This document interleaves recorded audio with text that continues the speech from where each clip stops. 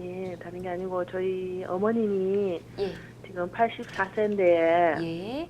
어, 작은 아들하고 예. 그러니까 작은 아들의 딸이죠. 조카애하고 네.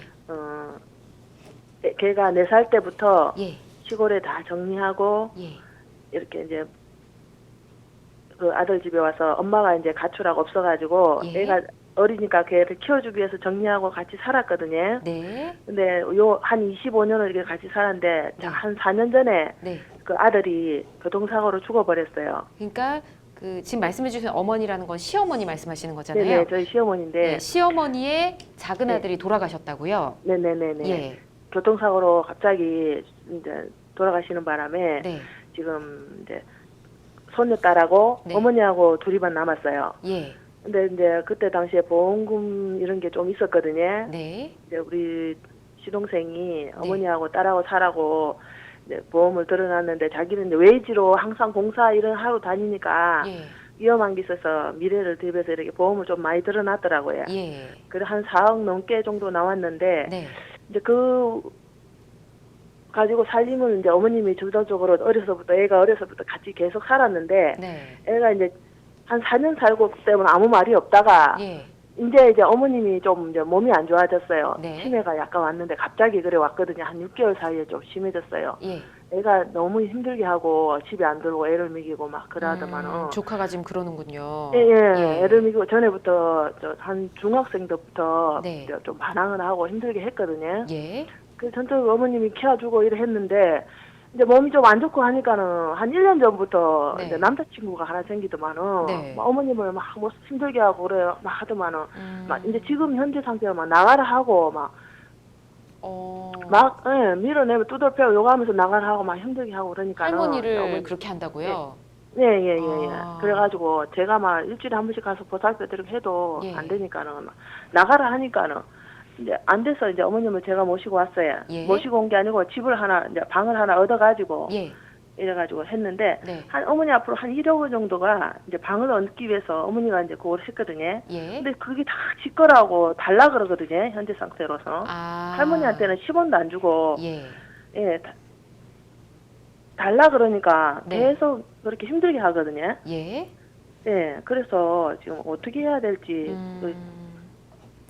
알겠습니다. 그러니까 네. 지금 조카가 지금 할머니한테 좀 폭언을 하고 막 이래서 네네. 좀 분리를 시키느라 할머니를 다른 집을 구해서 모셨는데 네네. 그 집을 구하기 위해 든 1억 조금 넘는 네네. 돈도 네. 내 돈이니까 달라.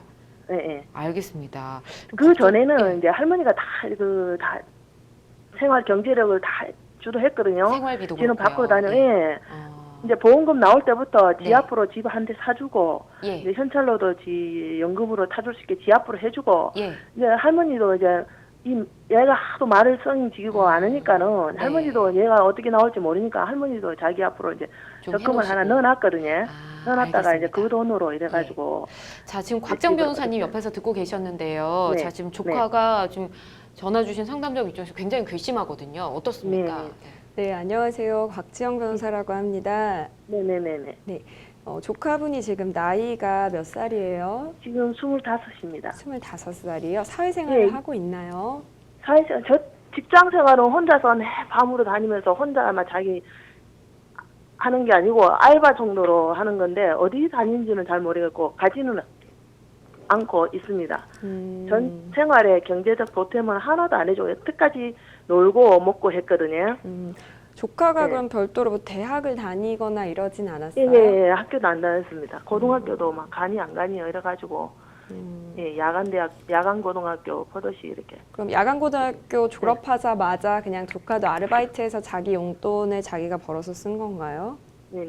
아니요, 막 썼어요. 용돈은 벌어 쓴 건 아니고 네. 아르바이트 한 건 한 1, 2년 사이에밖에 안 했습니다. 아, 그럼 그 전에는 아버지가 남기고 가신 사망보험금을 그냥 생활비나 용돈이나 이런 걸로 사용했겠네요.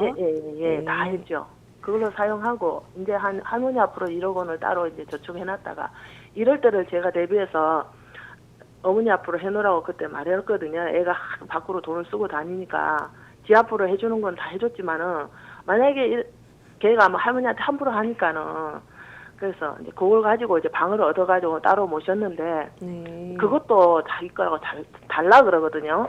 지금 그러면은 시어머니 이름으로 방을 네. 얻었다고 하셨잖아요. 그 네네네. 금액이 한 1억 원 정도라고 하셨고, 네네네. 근데 이 1억 원 상당의 금액은 그러면은 그 아드님, 작은 아드님이 돌아가시면서 사망보험금 중에 일부인가요? 이 1억 전체가 다? 그렇습니다. 네네.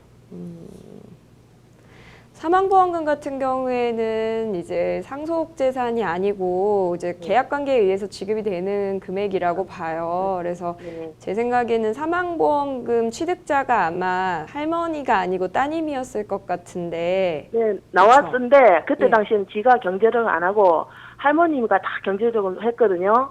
그래 해가지고 그때 당시에 이제 할머니 앞으로 요래 적금 넣어놨다 지가 다 알고 있었어요. 예. 이거는 네 거는 네 거대로 딱 보험 딱 연금 넣어주고 집 한 채 네. 얻어주고 이거는 할머니 앞으로 저금을 해놨다 이래가지고 지가 알고 있었거든요. 네. 근데 그때 당시에 아무 소리 안 하다가 이제 막 나가라고 막 필요 없다 나가라 해놓고는 그래가 이제 와서 할머니 앞으로도 방을 얻어야 돼. 나가든지 할 거 아닙니까? 그래 그 돈으로 방을 얻어서 나왔는데 그것도 달라 이러니까는 일단은 뭐 도의적으로 봤을 때 지금 네. 조카분 행동은 굉장히 잘못됐죠. 사실 네네. 어떻게 보면은 4살 때부터 엄마의 빈자리를 할머니가 대신 채워주신 거잖아요. 어떻게 네네네네. 보면은 1억이 아니고 그 값어치는 뭐 2억, 3억 이상일 것 같아요. 그래서 조카분의 행동이 지금 도덕적으로 전혀 옳지는 않아요. 제가 네. 봤을 때는. 근데 다만 네. 법적인 부분은 또 도덕이랑은 별개의 부분이라서 네.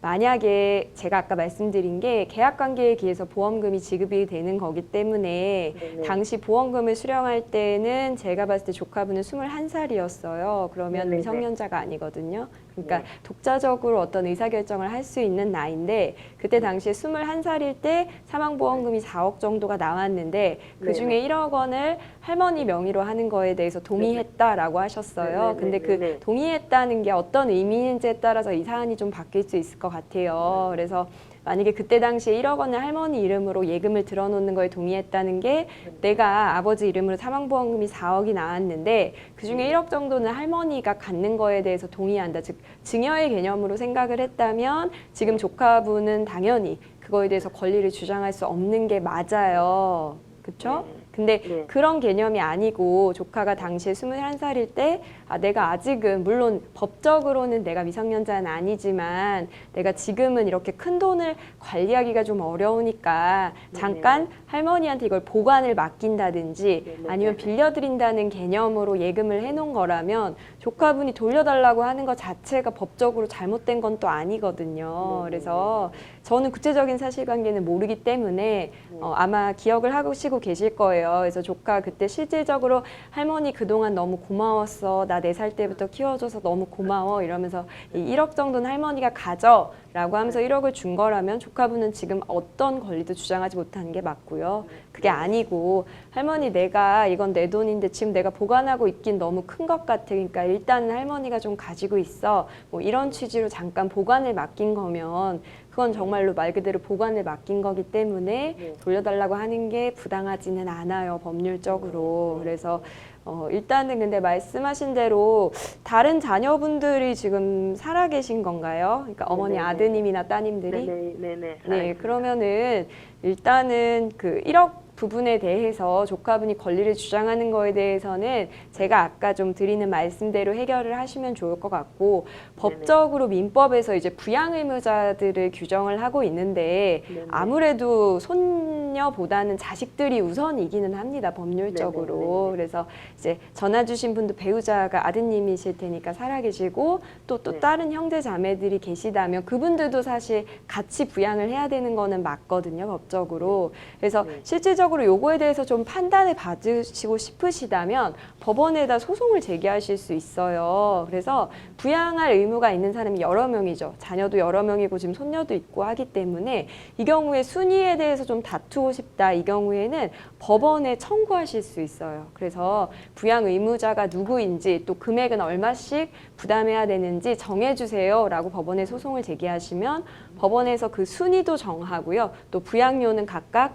얼마씩 부담해야 되는지 이런 부분들도 다 정해주기 때문에 만약에 다른 형제분들이랑 손녀분이랑 조카분이랑 좀 한번 얘기를 나눠 보시면 좋을 것 같고요. 대화가 막 전혀 네, 안 된다. 대화가 안 됩니다. 예, 대화가 이러면 안 법원에 돼가지고. 아까 제가 말씀드린 대로 소송을 제기하셔서 부양 의무자 순위를 좀 정하시고 각자 부담해야 되는 부양료가 얼마인지 그리고 아까 얘기하신 대로 어머니는 지금 치매시면 당장에 지금 혼자 거주하시는 게 제가 봤을 땐 좀 위험해 보이거든요. 왜냐하면 뭐 가스라든지 아니요, 뭐 이런 제가 이제 부분도 예, 같이 어떻게 가지고 사고가 모시고 나실지 있으니까. 모르니까 예, 예. 제가 봤을 땐 요양보호사나 아니면 요양원에 가셔야 된다든지 그래서 추가적으로 좀 보호 비용이 필요할 것 같아요. 그래서 이 경우에는 좀 협의를 우선 진행을 해보시고 다른 또 그 조카분 말고 다른 가족분들도 있으니까 앞으로 우리가 어머니를 병원에 모실지 또는 그 집에 모시게 되면 요양보호사를 부를지 이런 부분을 좀 얘기하시면 좋을 것 같고